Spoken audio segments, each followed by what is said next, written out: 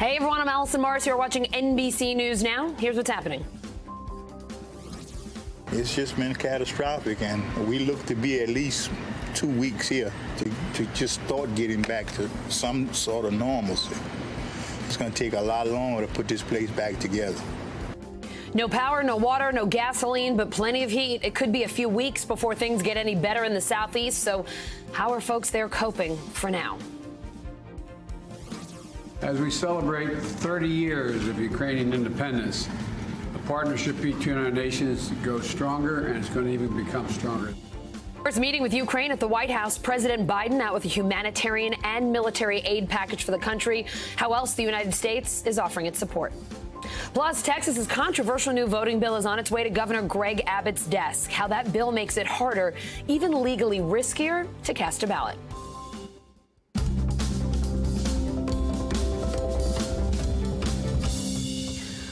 All right, we are starting in New Orleans with team coverage of the post-Ida cleanup. NBC News correspondent Shaq Brewster's in Mid-City. He's tracking residents as they're trying to just get basic necessities.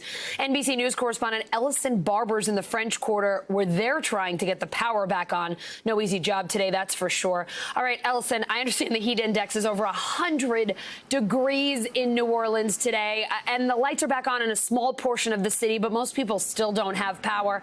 How are they dealing with it? What else are you seeing there today? And honestly, how hot does it feel? Yeah, I mean, right now it's the best it's felt all day today. It has been all day brutally hot. You can see kind of over here some of, they have chainsaws out here where they're starting to try to get this tree that collapsed cleaned up. This area over here, another example of just some of the damage, devastation in the area. The big devastation, though, is the stuff that you can't really see. It is, as you said, thousands of people without power. The power company says they've gotten a little bit of light back on in part of eastern New Orleans. It was sooner than expected, but it is really not a lot for most people. They are still in the dark. They are still without any sort of air conditioning. And because they don't have power, people are having a very difficult time figuring out where they can go to get help. They don't have access to internet. Many of them, their phones have died now. Their cars, they've run out of gas. The power company, they've said that they will focus first on getting power back to areas where it's critical that they have power soon. Hospitals, 911 centers, places like that. For other people, realizing that it could be days, weeks before they get some sort of relief and see their power come back on. Some of them are deciding that they should leave, and they are leaving now, but that's not easy to do at this point, and it's not an option for everyone. We were in the 9th Ward earlier today talking to residents there about what they've been experiencing, what they've been seeing. Here's some of what they told us. Today, I'm going to get myself together, and I'm going to have to go. I realize, see, when I was younger, I could deal with the heat. But since I'm old, I can't deal with the heat. How long do you think you can manage in these conditions? And If need be, we'll survive as long as we have to. But I'm going to just estimate and say we might have about a month worth of so y'all stocked up provisions. real well. Oh, yeah. Well, my wife, she's a hoarder. And we have all kind of stuff in there. And thank God she's like that, because now we need it. And speaking to that second man you heard from there, Howard, he said that for those who didn't leave, his family was one of them. They'd survived Hurricane Katrina. They've dealt with a lot of storms in the past, but he also said it simply wasn't an option, that they didn't have the money to leave. You have to pay to stay in hotels. You need money, you need gas, rather, to get out of the area. At this point, gas is really hard to come by. It is expensive to leave the airport. No flights are leaving out of there. So a lot of people really are stuck, even if at this point they feel like it would be better for them to leave. I met one woman who was waiting, 30 plus minutes to buy a block of ice. She needed that ice because she takes medicine that has to be refrigerated, and she no longer had any sort of ice packaging or anywhere cold for her medicine. She said she wanted to fly out to go stay with her son in Minneapolis, but there are no flights, so she was stuck. She waited 30 plus minutes in the heat to pay $5 for a block of ice. Allison. Ellison, the human spirit is just amazing. Looking at Howard, they're still smiling, laughing about his wife being a hoarder with all that they're dealing with then. I just am blown away by the resilience of the people of New Orleans. They are just something else. I understand it was amazing, just amazing. I understand the city now has a curfew as well. Can you tell us about that?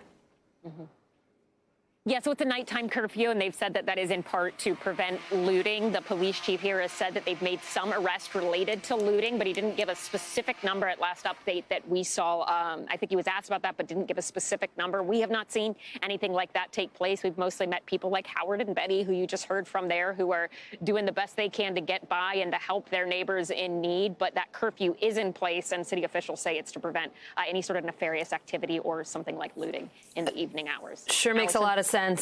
Ellison, I know you were paid to do it, but my goodness, we were impressed with your resilience as well. You've been out here all day long with a smile also. Thank you for your reporting. It's so important that people understand what's going on there. All right, let's bring in Shaq Brewster. He is outside a supermarket in Mid-City. Oh, you're in the supermarket. Sorry, Shaq, I didn't realize you had gone inside. All right, so tell us what's going on here. I see. We went inside real quick. All right, good. That's good. I bet it's better in there. I see lights on. It looks like things are happening. Tell us about the situation, because we weren't expecting people to be able to go to the store to have power on. So tell us what's going on there today. Right, this is one of the few supermarkets that people can go to, the few markets that people can go to in this city, and it's able to stay open because of the massive generators that it has there, and they were able to open right after the storm, and we've been seeing people come in, get their supplies. I'll tell you, the biggest and most popular supply that we've seen is ice, and that was the cause of the long lines that we saw early this morning, but they have since got rid of all the ice. They've sold out, and I tell you, as soon as the ice sold out, the line almost disappeared. And I want to bring in Mr. Robert right here, who is the store director here. Tell me, I mean, what has been the biggest hurdle in being one of the few stores able to operate after this hurricane? Well, our biggest challenge is staffing. You know, we've got, like, yesterday we had no cashiers. So it's me and some of the other team members that we trained how to run a register. And then today we had a pretty much a lot better staffing, but now they've been here all day, so they're rolling out and they don't have evening staffing. That's interesting. I mean, because the whole city, most of the city at this point is dealing with the loss of power. You just went through a hurricane. You're able to open, one of the few stores open. Your biggest problem is staffing. What are people coming in for when they are able to come in? Well, you know, hurricane basics, meat, you know, canned products that aren't perishable. Ice, of course, which we ran out shortly ago, which we will have more, by the way, and water. Those are probably the three big things, and propane. And one thing I was going to ask, one thing we're seeing a lot all across the city are those long lines. What are the lines like outside of the store? Well, so far today, we've been limiting it to 50 customers at a time. Inside? Inside. And our longest line was from the front entrance to the ice cream store right there. Okay. So the whole L of the parking lot. Around the parking lot, yeah. So it was a good 300 people maybe at one time. A lot of need right now. Absolutely. Robert, thank you very much. I'll let you go get back to the register. Thank you very much. That goes to show you the staffing issues. He was just operating the register. He's the store director here, making sure that everything's staying open and staying operated, Allison. Yeah, incredible that they're able to do that with all that's going on. Shaq, let's talk about gasoline as well. I know more than 50% of the gas stations in the city don't have gas, according to the Gas Buddy tracker. What are you hearing from people there about that challenge? Obviously making it difficult to travel if you've got to do that to get to a grocery store, since, as you've mentioned, there aren't too many up and running. Yeah, and this gives you an idea of how all the issues are connected and all stem from the idea of the lack of power that is here. Say you come here to get your ice and you want to put it in your refrigerator that is only operating because of your generator. Well, now, after waiting in the line to get ice, you need to now wait in the line for fuel to power your generator. And that's not easy to do in the city when you just gave that stat about how many gas stations are not even operating. Listen to how one person put it to me.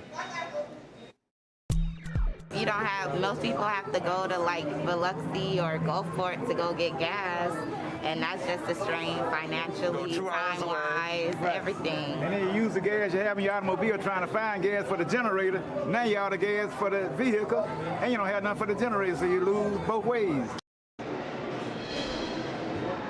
So you really have a situation where people are just waiting in lines. That's how they're spending their day, waiting in lines or driving out to other cities more than 100 miles away just to get basic supplies. We're talking about gas for your generator. We're talking about coming to the store for ice or to get those canned goods.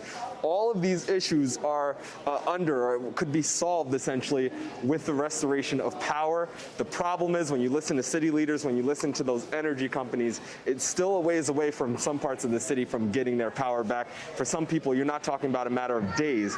You're talking instead about a matter of weeks. Allison? Yeah, it looks like they still have a long ways to go. Shaq, thank you so much for your reporting today. A doctor in New Orleans pulling off medical miracles, performing emergency brain surgery with Hurricane Ida bearing down on the city. Healthcare workers across Louisiana caring for some of their most vulnerable patients at the peak of this storm. NBC News correspondent Morgan Chesky has their stories. Louisiana residents starting what's expected to be a long and difficult recovery from Ida. The deadly storm ravaging entire communities, knocking out power and leaving many still knee-deep in water. The most vulnerable also taking a direct hit. And the hospitals are slammed. Hospitals already brimming with COVID patients dealt another devastating blow. The last thing in the world we needed was a Category 4 hurricane. In New Orleans, brutal hurricane-force winds ripping off part of the roof at Ochsner Health's main campus, where Dr. Joseph Lockwood was called in for a code gray, the team responsible for riding out the storm. You could hear the wind whistling through the elevator shaft, and you could see water kind of dripping in through the sides. Even worse, the power went out minutes before he was supposed to perform an emergency brain surgery. The lights flickering back on just in time. When you're looking down on a patient, do you kind of go into a different mode? You're looking at a brain staring back at you, and it's all you really think about it. It went well. Yeah, he's doing just fine. Other hard-hit hospitals across the region now breathing a little easier after Ida forced them to evacuate patients to safety. Now, this certainly isn't the first storm you've been through. At Chabert Medical Center in Homa, staffers hustle to get patients to clinics and hospitals that still have room. The teamwork and the commitment to our patients has been unreal. 2 hours north in Baton Rouge, Our Lady of the Lake Regional Medical Center is answering that call. They've been welcoming patients, even utilizing large helipads on their roof. We're functioning at probably the highest capacity I've ever seen our hospital have. Healthcare heroes rising to the challenge once again in the wake of a destructive storm. Joining me now, NBC News senior medical correspondent Dr. John Torres and author of the book Dr. Disaster's Guide to Surviving Everything, which I bought several copies of for my family. Definitely one you want to have in your home. It's a great read, Dr. John. We just heard some unbelievable stories from healthcare workers in Louisiana during this storm. It's incredible what they've been able to do, and it certainly doesn't look like their jobs are slowing down anytime soon. We got COVID running rampant. We have people without power, friends and families sheltering in close quarters. Then we've got the sweltering heat. The list goes on and on. Is there something in particular that you're most concerned about in that region right now? And Allison, I agree with you.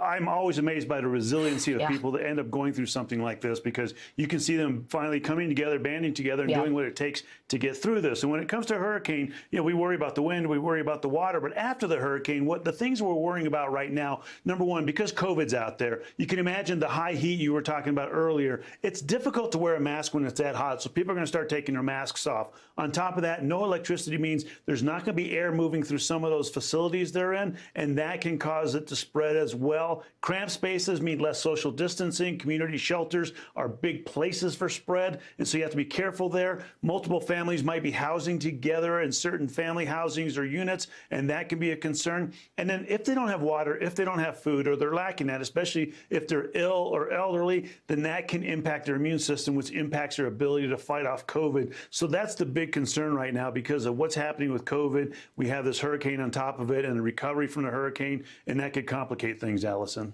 Dr. John, I know Louisiana is trying to get evacuees into hotel rooms as quickly as possible to try to prevent COVID from spreading. What else would you like to see the state do here? Are there other things that could really help make a difference at a crucial time like this? And you're right, there are some things that can make a difference. And ventilation is one of the big things that they need to look at. And hopefully they have generators, they can get the air conditioners on, they can get things ventilated. So people will wear masks, they'll have ventilation in the system. They should space them out so they can social distance if they can. But this is a contingency situation, so they need to worry about that as well. But just doing symptoms checks, maybe doing daily COVID tests, the rapid tests, that can certainly help isolate those that have positive COVID from the other ones, and trying to quarantine as best as possible. Those things you need to do in order to keep them as safe as possible, but you're not going to be able to do 100% of everything, so do your best, Allison.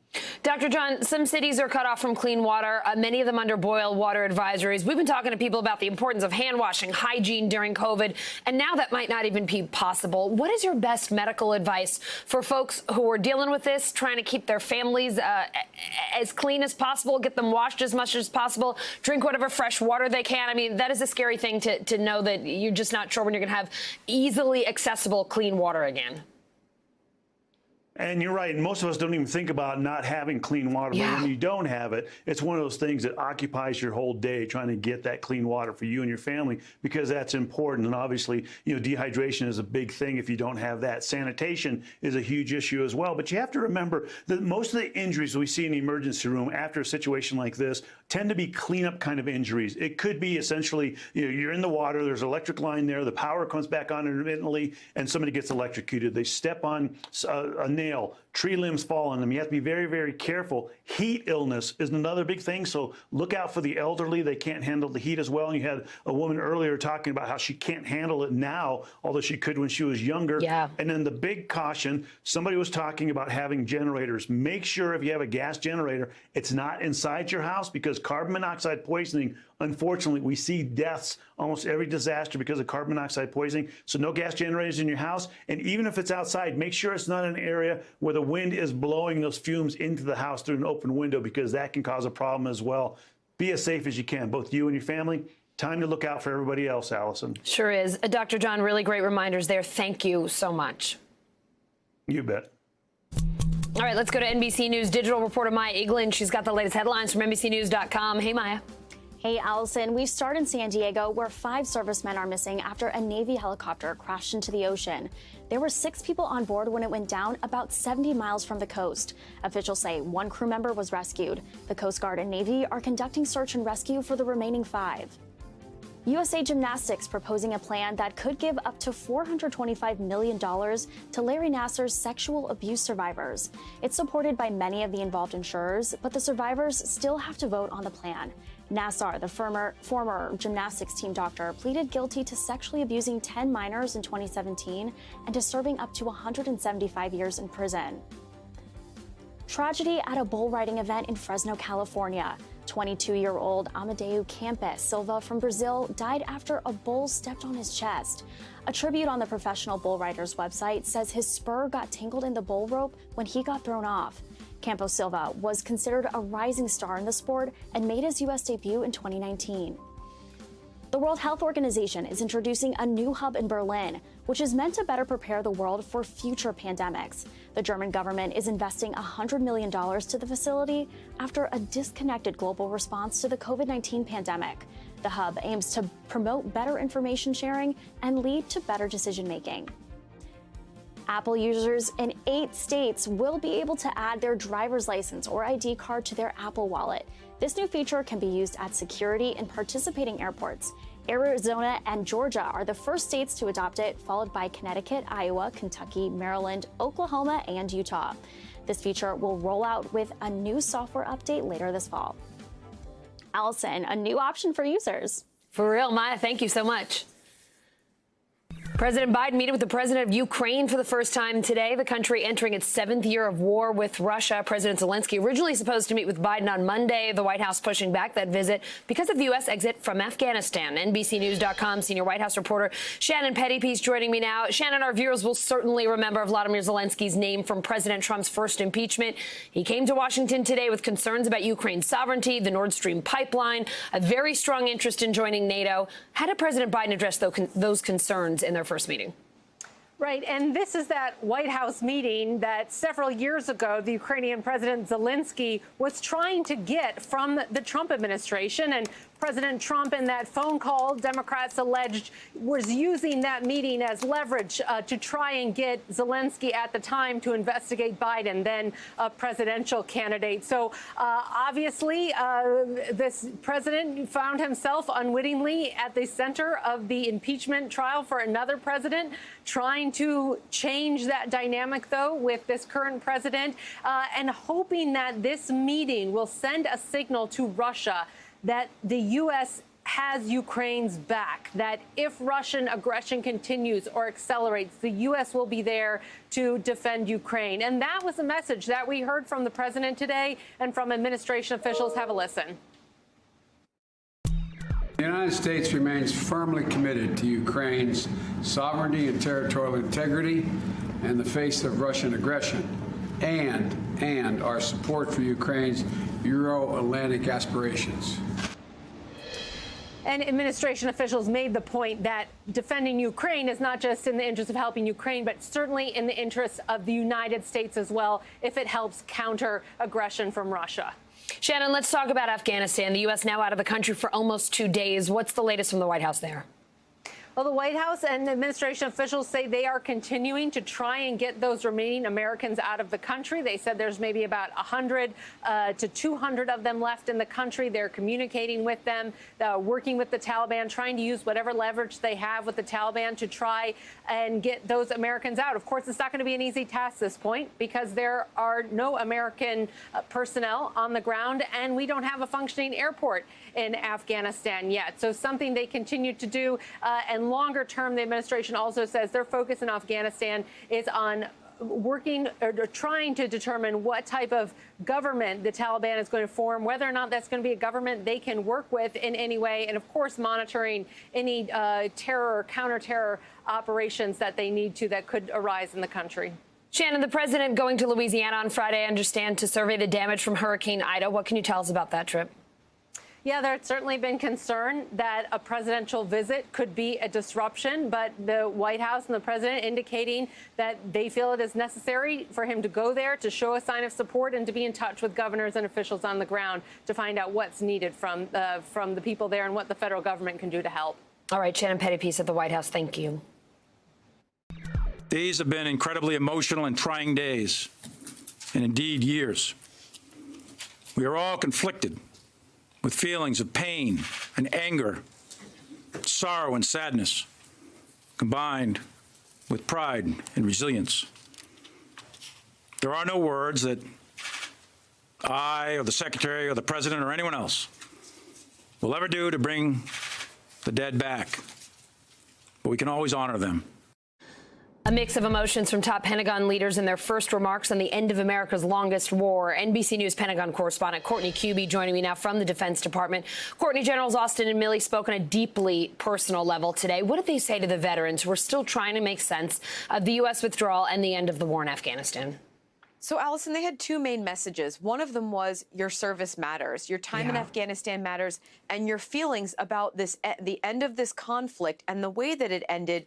That all matters, too. But as you mentioned, both Secretary Austin and General Milley had a very personal message. They spoke about how this has been an emotional time for them, how it's been a difficult time for them. And that's something that I've heard from a lot of defense officials across the department and from many veterans. But Secretary Austin specifically, he spoke directly to veterans and to active duty people and said, if you need help, reach out. Here's what he had to say.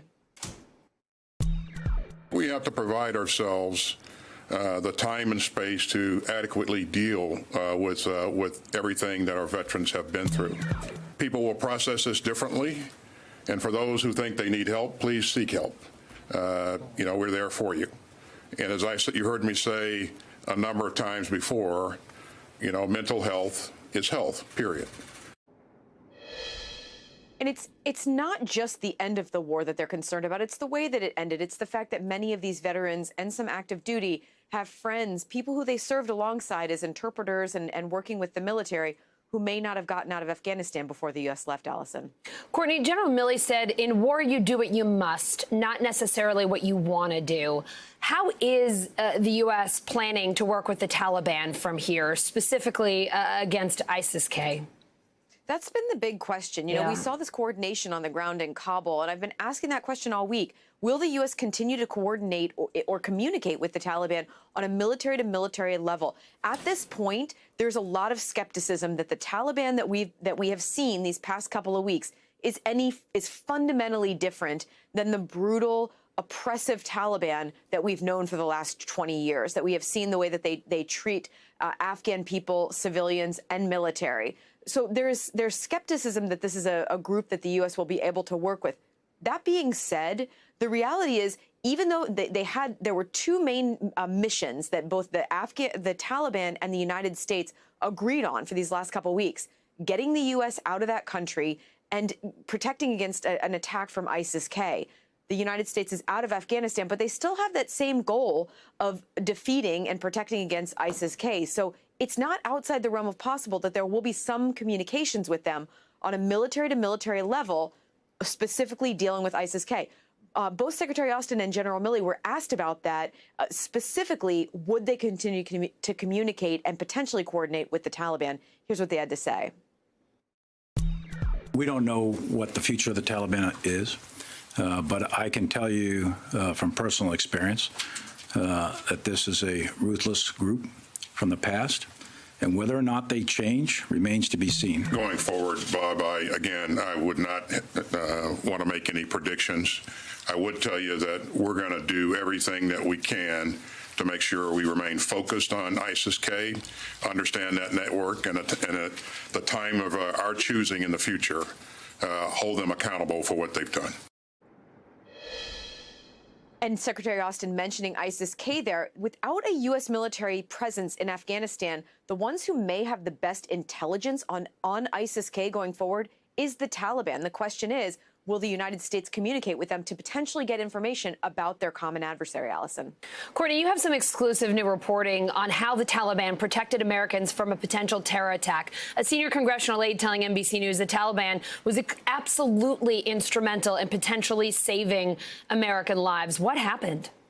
Yeah, this was a case on Sunday. There was a U.S. citizen. He and his 6 daughters were on a bus headed to Kabul airport. They were stopped at the Panjshir pumping station, which is this big gas station just outside the airport. Taliban members came on, told everyone to get off.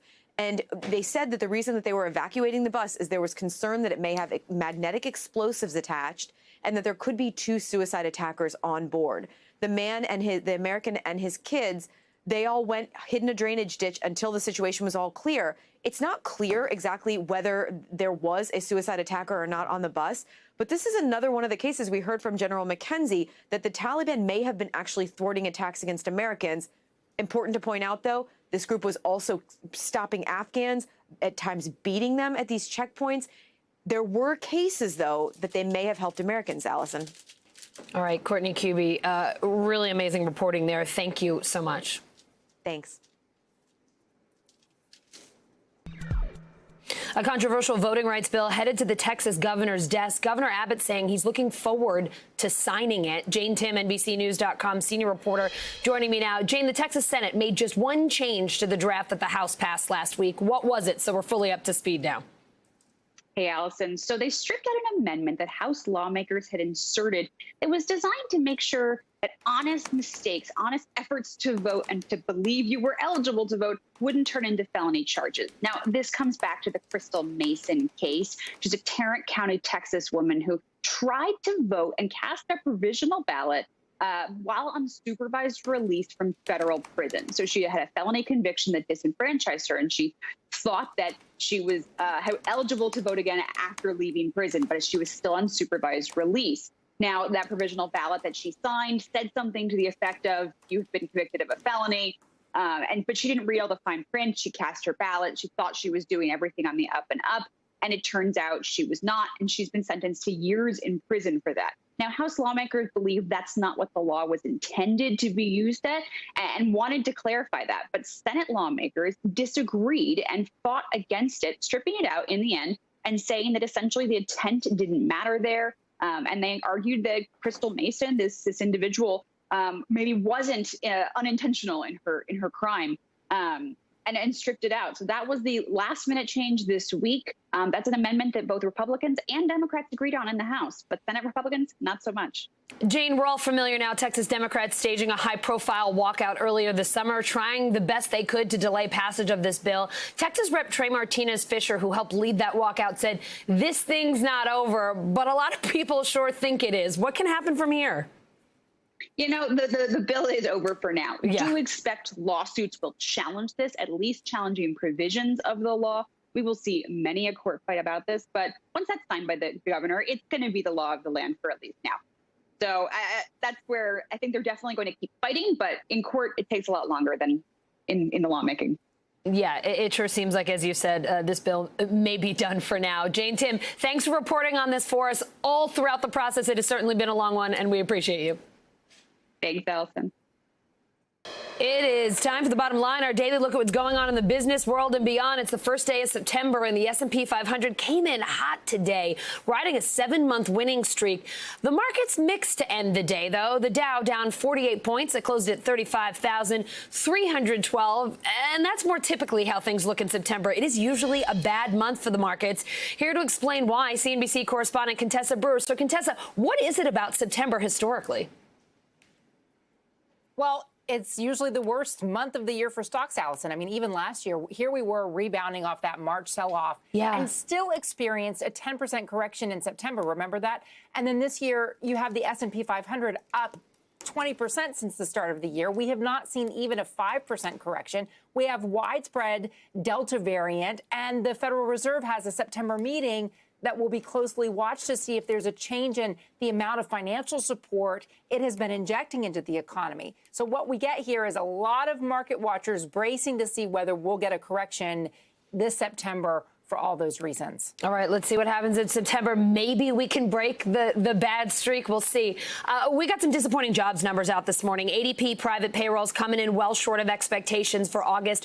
What does that tell us about the jobs market, and how does that set us up for Friday's monthly jobs report? So here's the numbers. Private payrolls rose by 374,000 in August. In any other time, this would be an amazing number of jobs added. But of course, we've seen massive demand for jobs. So it's not really that great. And it's far less than the expected 600,000 jobs. 200 of those 200,000 rather jobs were added in the leisure and hospitality industry, which, you know, has been desperate to hire people and not able to accomplish that at the levels needed. Almost 60,000 people were hired for healthcare and education. You know, it really makes sense because you've got school starting, COVID numbers rising. Those COVID numbers may also be suppressing hiring in some cases. And this ADP report is the precursor to the official non-farm payrolls data that gets released tomorrow. Economists think they'll see 720,000 jobs created in August and the unemployment rate falling to 5.2%. But one note here. This year, there's been a wide divide between what we've seen coming in from ADP and what we've seen coming in from the Labor Department. So we'll wait and see what happens tomorrow. All right, we got some more bad news today, if you will, on Social Security. It looks like the trust fund that most Americans rely on for their retirement is going to run out of money sooner than we thought. What's going on there? Yeah, in 12 years, not 13 as expected, in part because of, I feel like I'm a broken record here, because of the pandemic. People retired early because of COVID. The labor force shrank. It means fewer people are paying Social Security taxes. Therefore, there's less money. The Treasury Department's expectations are still dampened for the recovery on that, even though the economy has started to rebound. And by the way, Allison, if you think Social Security is worrisome, Medicare's hospital insurance fund is forecast to run out in 5 years. The Treasury Secretary, though, says properly funding these programs is a priority for the Biden administration. It ought to be, because what's going to happen is all these bills will end up getting shifted to senior citizens. Contessa, we call this segment The Bottom Line, and I think the bottom line here is you can blame most things these days on the pandemic, that's for sure. Thank you so much for being on News Now with us today. Sure. Small talk, a big problem for some people heading back to the office after months of working from home. A lot of Americans dealing with social anxiety. Speech trainer and public speaking expert John Bowe here to help us nail the elevator banter when we head back to work. So, hey, John, how are you? I'm pretty good. How are you, Allison? I'm good, thanks. How you feeling about being on News Now today? I've got speech anxiety. No, I'm kidding. I'm feeling fine. All right, so how was that for a conversation starter? Did I make any fatal mistakes off the bat? It was pretty good. You didn't talk about abortion. You didn't talk about politics. You didn't ask, something deeply personal. So I would say we're off to a good start. Which is good because I'm a news person, and I think we actually have both abortion and politics in the show today. So I'm glad I didn't bring them up in our casual conversation. So let's get into the do's and don'ts of back to office small talk. I like to lead with the positives. So what are some things people should do when they're back, they're nervous, and they're trying to strike up a conversation at work? The thing I always tell anybody who's trying to learn to speak in public, whether that's to 5,000 people or one person in an elevator, is think of the other person. So yeah, you're sitting there thinking, oh my God, I feel so dumb. I haven't talked to anybody because of the pandemic. I'm rusty. I'm weird. The thing to think about is them. How close are you standing? What are you going to talk about? Are you saying something that's easy for them to understand and respond to? That's great advice. Things to think about. Did you just have lunch and you're standing right in their face and we're all worried about COVID? Not a good move. So how about some of the things that we should be avoiding here? What are the biggest mistakes besides bringing up some of those uncomfortable topics that you mentioned earlier? I think if you speak in a way that's really hard for someone to understand, whether you're talking too quietly or too loudly, or you say some weird slang word or some business jargon thing, like just don't say something that's far away from what they can imagine. If you talk about something that's kind of right there in the room with you, so you point to, I don't know, a green dress or a green couch or some food on a buffet and say, do you like that? That's something easy for somebody to cognitively get their head around. If you say, what about that 10th planet, the shizzle? They're going to be like, what? I love something that you bring up there, to saying that don't talk to people if you don't have something to say. I think something we're all realizing is we're coming back to work. We're a little nervous. We're a little busy. And say something if you're going to engage in conversation. I know that I myself have done this a million times. I'm sure I did it too when I was younger. You kind of sidle up to someone and you're really uptight and uncomfortable and you say, hey. What is someone supposed to say to that? Like, hey, back. Wow. And then they feel stupid for answering in kind. I think you just, everybody tries to be brilliant and original. And I think there's plenty of time for that later. If you begin a conversation with something slightly boring, it's not the end of the world. I like your glasses. Where did you get them? Hey, do you like this music? Oh, well, how does it feel to be back in the office after 16 months of fearing for our lives? I think just something simple is a good way to open a conversation. I love what you say, and I like your glasses. It's never a bad idea to pay someone a genuine compliment. I always think that people could appreciate a little bit of kindness these days. You're the author of a book on public speaking. It's sitting right behind you, in which you overcame your own speech anxiety, called I Have Something to Say. What do you say to people who think that small talk isn't important, or that they don't have anything valuable to say or learn in those kinds of interactions? I have been guilty of thinking small talk is a waste of time, but you say otherwise.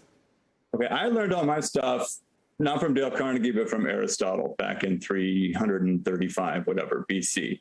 And according to Aristotle, every time we talk to people, it's a form of persuasion. It's all the same stuff, whether you're writing or talking, whether it's at home with your family, or whether it's in a speech or a meeting. And there are these rules and principles for it. So the basic thing is it's what I said. It's think of other people. So there's this kind of checklist you can go through to get out of yourself a little bit and think of the person you're talking to and how you can make it easy for them to understand you. And that's kind of the whole deal. John, we're all a little nervous these days, all dealing with some social anxiety. Thank you for helping us get through it. Hey, thank you for having me on the show. Is there racism in Southlake and in Carroll ISD? So let me think about that question. A Texas school superintendent at the center of a community struggle over racism. Here's NBC News correspondent Antonia Hilton's exclusive conversation with him as students in Southlake head back to the classroom. Roshni Chowdhury is anxious as she gets her 12-year-old Mahika ready for the first day of school. Got it? Not only about COVID, but about the school's culture after such a divisive year. They live in Southlake, Texas, one of the first suburbs caught in a national fight over diversity and history. After videos surfaced of students using the N-word, conservative voters delivered a landslide victory this spring to school board and city candidates opposed to a diversity plan. As a minority family here in Southlake, do you think that Carroll schools are a safe environment? I think it is a safe environment. We feel safe here. But I would say that I'm preparing my child to deal with these issues when they creep up, because we're not immune from it. From Virginia to Missouri, communities have been fighting over alleged teaching of critical race theory. And just because I do not want critical race theory taught to my children in school does not mean that I'm a racist. It's a decades-old academic study of the legacy of racism and inequality in society. There's no evidence it's been taught in public schools, but dozens of state leaders have tried to ban it anyway. And conservatives have turned the phrase into a catch-all for any lessons that might make white students feel guilty. Dr. Lane Ledbetter, the superintendent of Southlake's Carroll Schools, gave us an exclusive first-time interview. A lawsuit and restraining order block him from working on any kind of diversity and inclusion plan for the kids. Is there racism in Southlake and in Carroll ISD? So let me think about that question. I'm going to stop there. I think it goes back to people understanding each other, almost from an empathy standpoint, just being able to understand varying perspectives and differences. At some point, are you going to be forced as a leader to pick a side, to pick a yes or no? I don't know that I necessarily have to have a yes or no to that question. For me, I am focused on my priority. My priority is the students. Bye. Have a great first day. Bye. At times, Roshni and Vikas have wondered if it was a mistake to raise their daughter here. Trust is important in every aspect of life, and it just feels like in Southlake, neighbors have lost trust of each other. For now, the Chowdhury family will continue to educate their daughter on American history and diversity at home. And Antonia joins us live now. Antonia, when the superintendent came to the district in the middle of this crisis, he said solving it was his #1 priority. But now the district can't do anything because of restraining orders and lawsuits. So what is he going to do from here? How is he going to achieve that #1 priority now? Well, right now, as you can see in that interview there, he is walking a very tight rope. And this is what we're hearing from administrators and educators all over the country, because this is an issue that's not just in Southlake, Texas. We're seeing it spread all over the United States. And it's superintendents and educators who have been put in the tough position of needing to bring unity within the school and among the students, set a better tone that's going to change the rest of the town. And this is against the backdrop of parents in this community at each other's throats. I mean, at times they've called the cops on each other in school board meetings. There have been physical altercations. And so when you think about how tense and toxic those conversations have gotten and how he somehow needs to make both sides happy, you can see why he hesitates and has to think twice before he answers some questions about how he's going to manage it. So I think the short answer to what you've asked is this conflict isn't going away anytime soon, and people on the front lines of it have a very tough year ahead of them and a lot of decisions and about where they're going to draw a line in the sand, what kinds of programs they will or will not support, and what kinds of consequences they're going to be willing to put up with when they do ultimately make their choice. Yeah, Allison. The superintendent with a tough job ahead. Antonia, thank you. The first 2 episodes of Southlake, the NBC News original podcast, are now available, hosted by Antonia and NBC News national investigative reporter Mike Hixenbaugh. Parents and administrators debating whether critical race theory should be taught in schools, but what do students actually think? We asked them. Take a look. The way that we taught race throughout my high school career was surface level. You learned about slavery, you learned about bits and pieces of the civil rights movement, you learned about kind of the commercialized race issues in America, but we never really touched on things like redlining, about banks not giving out loans to African Americans to buy houses, about the lack of generational wealth. Throughout my high school experience, I have had very little conversations about race or racial issues.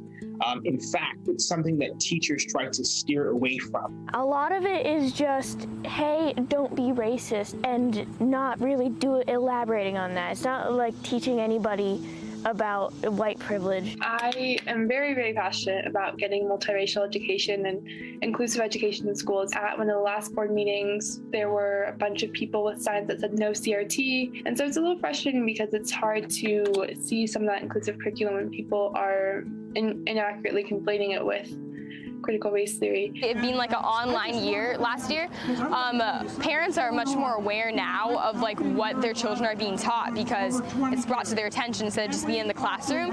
And the things that they are teaching are completely against our Constitution, everything that our country should stand for, and is making a greater division between races, genders, and it's something that really needs to stop. Critical race theory is so vague that Wikipedia doesn't have a clear definition. According to our governor, a student in a classroom asking about Native American genocide. That is classified as critical race theory. And those are not critical race theory conversations, but those are rather important questions that students have the right to ask and that teachers should have the right to teach about. I heard this really good quote, and it's, if kids are old enough to experience racism, then they're old enough to learn about it. And I think that's really true. I do understand that many parents don't want their children learning about race at such a young age, but I beg to differ in that sense. We learn about race every day when we're the only colored kid in our classrooms, or when we're learning about slavery and all the heads turn to us. So one way or another, one group of students will learn about race before another. So we believe that it would be equitable if all students learned about race in the same context, so we can work together on it to improve our future.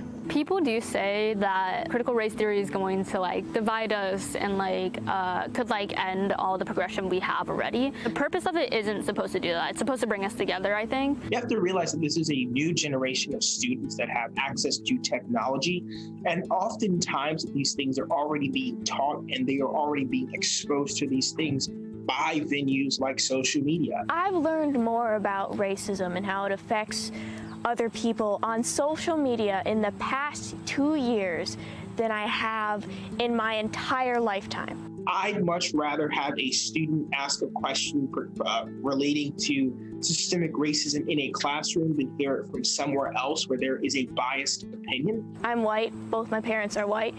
They've never experienced racism before in their lives. They never will. I feel like if they were the ones who taught me about racism, a lot of it would be kind of just shoved aside by white privilege, even if they don't even if it's not intentional. I've always never been pro CRT per se, but just anti-ban, because with a ban, that means it can never be taught. With not being pro CRT, that means I'm open to always hearing both sides of the story. And I think that's what needs to happen. Simone Biles teaming up with the Today Show to surprise her U.S. gymnastics teammate Suni Lee and her family. While the world cheered on Lee in Tokyo, her loudest and proudest fan was back home, her dad, who was paralyzed in an accident 2 years ago. NBC News correspondent Natalie Morales was there for the big surprise. Look at the height that she gets. Gorgeous. Long before Suni Lee soared through the air in Tokyo, she was flipping alongside her dad, John. I just like doing backflips and stuff. So I learned how to do it on a mattress. The balance beam he built in their yard and his now famous pep talks, the foundation of their shared dream. And it's Suni Lee who's in the top spot. One that became a reality this summer. Suni Lee, forever an Olympic champion, and now a college freshman. She's off at Auburn. How is she doing? She's very busy. I have very minimum communication with her right now, so. As most college freshmen, it's like, okay, see you, Mom and Dad, right? Yeah. But the journey to get here was not without its challenges. 2 days before Suni was set to compete at the U.S. Championships in 2019, their lives changed forever. I went to help a friend trim a tree for his daughter's wedding, so I fell off the ladder. John suffered a spinal cord injury, paralyzing him from the chest down. His only way to get around now, his manual wheelchair. Life has changed a lot. Has it been really hard to get used to this new normal that you have? It is, because I'm so handy when it comes to doing stuff. Not even knowing how to do stuff, I can't do it, and gets kind of frustrated. How is it navigating in the wheelchair? You know, my son Lucky, he is my driver. So everywhere I go, he's always pushing me. No matter the obstacles John faced, he never stopped cheering on Suni. I always believe in her. I always trust that she'll do well. And when she placed that gold medal around her neck in Tokyo, her biggest champion was on her mind. This is our dream, and this is our medal. Their medal later placed around his neck when they reunited on Today.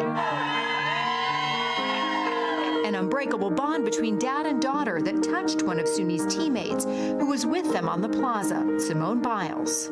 I know that you left an impression on Simone, so much so that she actually sent you a special message that we wanted to play for you right now. Oh, really? Hi, Mr. Lee, it's Simone. I love your daughter Suni so much, and I know how much she loves you. You have done so much for her, so I reached out to my friends at the Today Show to see if we could do something special for you. Hope you like it.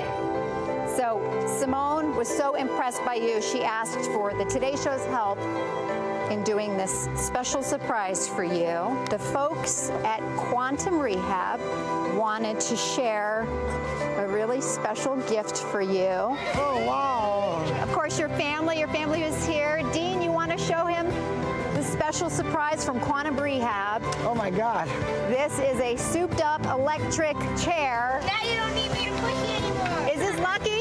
Yes. That's Lucky. This is your driver, Lucky. Oh, wow. This is going to be fitted special for you. This is not quite ready for you just yet, but you're welcome to try it out if you would like. Yeah. And in just a matter of moments, John was ready to ride.